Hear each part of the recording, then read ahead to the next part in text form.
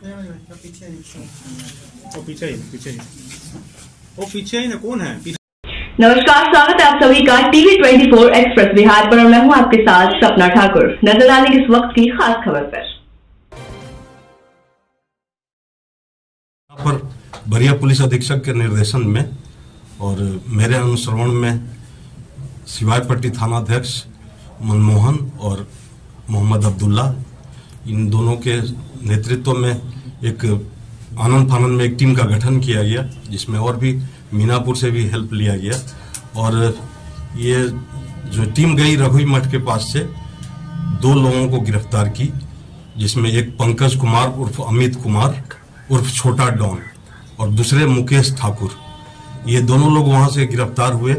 पंकज कुमार के पास से एक पिस्टल बरामद हुआ और 4 कारतूस, और मुकेश के पास एक देसी कट्टा, लोडेड देसी कट्टा था, जिसमें कि 315 का गोली लोड किया गया था। इस तरह से दोनों, और इन्होंने अपने बयान में बताया कि मेरे साथ मुन्ना उर्फ रावण भी था, यानी कि एक मोटरसाइकिल पे 3 लोग थे। रावण भागने में सफल हो गया, क्योंकि मात्र 2 ही लोग वहां तक पहुंच पाए जहां इनकी मोटरसाइकिल थी, जिसमें अब्दुल्ला ने एक को पकड़ा और मनमोहन ने एक को पकड़ा। बाकी कोई तीसरा व्यक्ति जो था या जो हमारे तरफ के लोग थे थोड़ा दूरी पर रह गए थे, इसलिए मोटरसाइकिल स्टार्ट करके रावण भाग गया।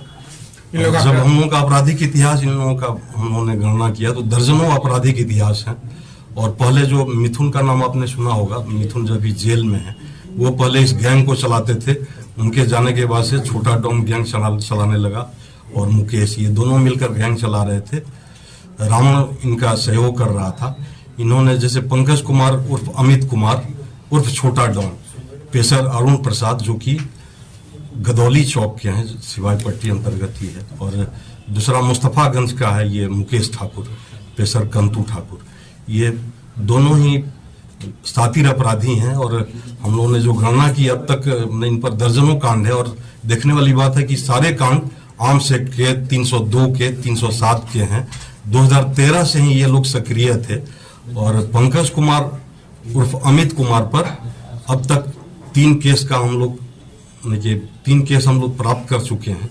एक तो 164-24 जो सिवायपट्टी में इसी कांड के निमित्त दर्ज किया गया। इसके अलावा 234-24 मीनापुर का, इसमें भी पंकज कुमार की संलिप्तता है। और उन्होंने बताया कि शीला मौसी और विजय मौसा के कहने पर इन्होंने उस घटना को अंजाम दिया था। और कि ये बहुत ही फुलवरिया चौक पे, फुलवरिया गांव में फुलवरिया चौक पे इन्होंने गोली मारा था।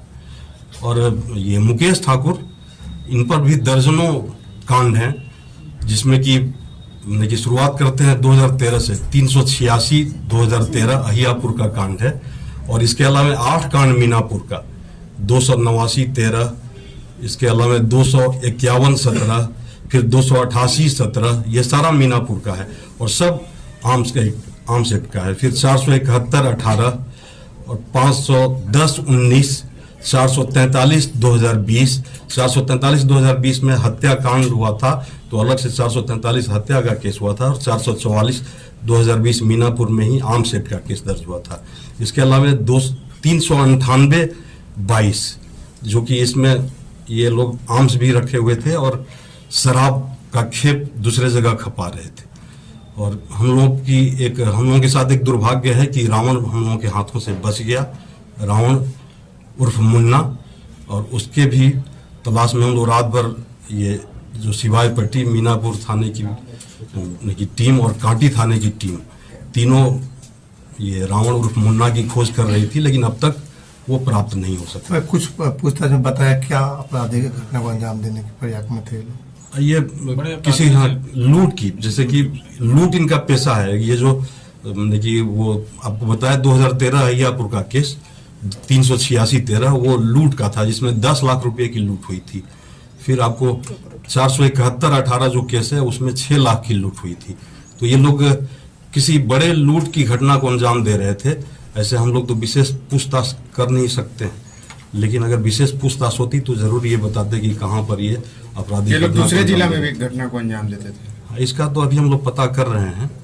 और इसमें सिवायपट्टी थाने की जो टीम थी उसमें मोहम्मद अब्दुल्ला, मनमोहन थे और साथ में 3-4 कांस्टेबल भी थे, जो कि एक बहुत ही बहुत ही अच्छा कार्य किए हैं, इसके लिए इनको पुरस्कृत किया जाए।